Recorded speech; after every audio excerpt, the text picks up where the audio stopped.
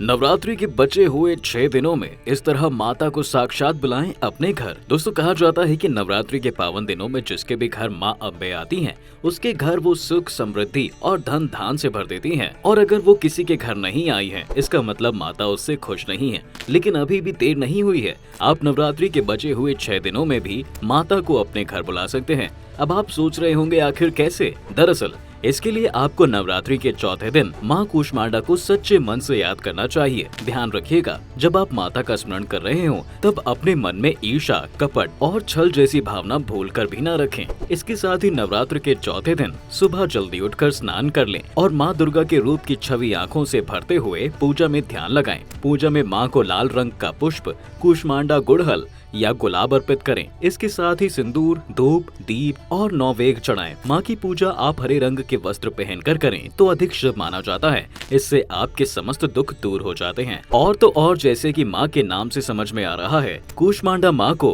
कुम्हड़े यानी कि सफेद पेठा बहुत पसंद है। इसलिए कहा जाता है कि माँ कूष्मांडा की पूजा में कुम्भड़ा जरूर रखना चाहिए। दोस्तों, दरअसल ब्रह्मांड को कुम्हड़े की तरह ही माना जाता है, जो असल में बीच में खाली होता है। माँ कूष्मांडा के बारे में ऐसी मान्यता है कि माँ ब्रह्मांड के बीच में निवास करती हैं और पूरे संसार को आने वाली हर तरह की समस्या से छुटकारा दिलाती हैं। अगर आपको साबुत कुम्हड़ा ना मिल पाए तो आप माँ को मीठे पेठे का भोग भी लगा सकते हैं। इसके साथ ही पूजा पाठ करने के बाद आप दिन में 101 बार माँ कूष्मांडा के मंत्र, या देवी सर्वभूतेषु माँ कूष्मांडा रूपेण संस्थिता नमस्तस्यै नमस्तस्यै नमो नमः, इसका सच्चे मन से जाप करें। माता जरूर आपकी सुनेगी। वहीं नवरात्रि के 5वें दिन माँ स्कंद माता की आराधना करनी चाहिए। दरअसल माँ स्कंद माता का निवास पहाड़ों पर माना जाता है। कहा जाता है कि सिंह पर सवार माँ स्कंद माता की गोद में भगवान कार्तिकेय विराजमान रहते हैं। वहीं अगर आप माँ को खुश करना चाहते हैं तो सूर्योदय से पहले स्नान करने के बाद हरे रंग के वस्त्र पहनकर और देवी को हरी चूड़ी, हरी साड़ी, मेहंदी, सिंदूर,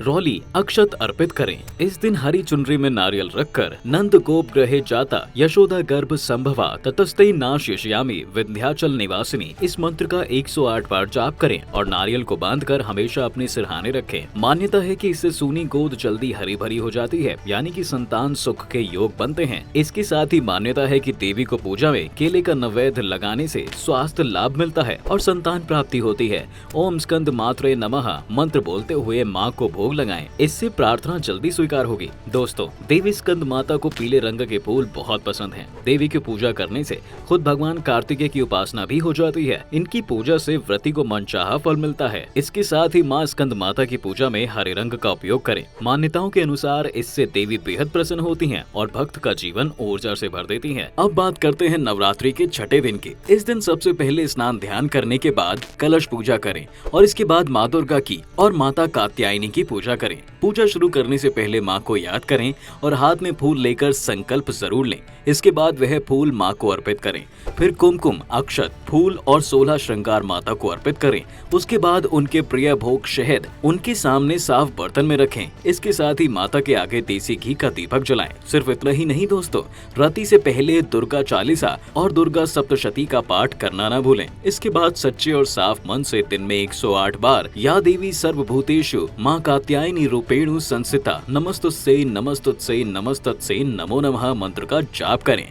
वहीं दोस्तों, नवरात्रि के 7वें दिन देवी कालरात्रि को प्रसन्न करने के लिए आपको उनकी पूजा के दौरान लाल रंग के वस्त्र धारण करने चाहिए। इससे देवी प्रसन्न होती हैं और आपके साथ सब कुछ शुभ होता है। देवी कालरात्रि को कृष्ण तुलसी, काली मिर्च और काले चने का भोग लगा सकते हैं। वैसे देवी को गुड़ बहुत पसंद है, तो आप देवी को प्रसन्न करने के लिए गुड़ जरूर चढ़ाएं। वहीं देवी को उनका मनपसंद भोग लगाकर अपने मन से नकारात्मक सोच और घर को नकारात्मक ऊर्जा से बचा सकते हैं। इसके साथ ही आप देवी कालरात्रि को उनका प्रिय मंत्र का जाप करके भी प्रसन्न कर सकते हैं। माँ कालरात्रि का यह मंत्र आपका कल्याण करेगा। ओम देवी कालरात्राय नमः। अब दोस्तों, बात करते हैं अष्टमी की। जिस तरह से सप्तमी तिथि को माता की शास्त्रीय विधि से पूजा की जाती है, उस तरह अष्टमी तिथि की भी पूजा करनी चाहिए। इस दिन माँ के कल्याणकारी मंत्र ओम देवी महागौरय नमः मंत्र का जाप करना चाहिए और माता को लाल चुनरी अर्पित करनी चाहिए। साथ ही जो जातक कन्या पूजन कर रहे हैं, वो भी कन्याओं को लाल चुनरी चढ़ाएं। सबसे पहले लकड़ी की चौकी पर लाल कपड़ा बिछाएं और फिर माता की तस्वीर या मूर्ति पर सिंदूर व चावल चढ़ाएं। साथ ही माँ दुर्गा का यंत्र रखकर भी उसकी भी इस दिन पूजा करें। माँ अपने भक्तों कांतिमय सौंदर्य प्रदान करने वाली मानी जाती हैं।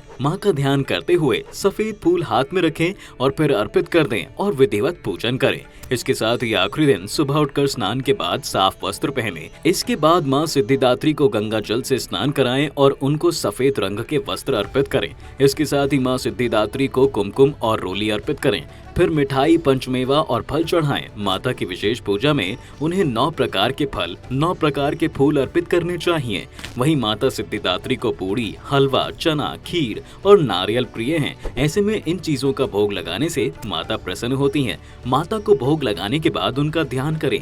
पूजन के अंत में माँ सिद्धिदात्री की आरती करें। इसके बाद कन्या पूजन करें। इस दिन 2 से 10 साल की कन्याओं का पूजन और भोजन कराया जाता है। तो दोस्तों, आज की वीडियो में बस इतना ही। अगर आपको ये वीडियो पसंद आई हो तो हमें कमेंट करके जरूर बताइएगा।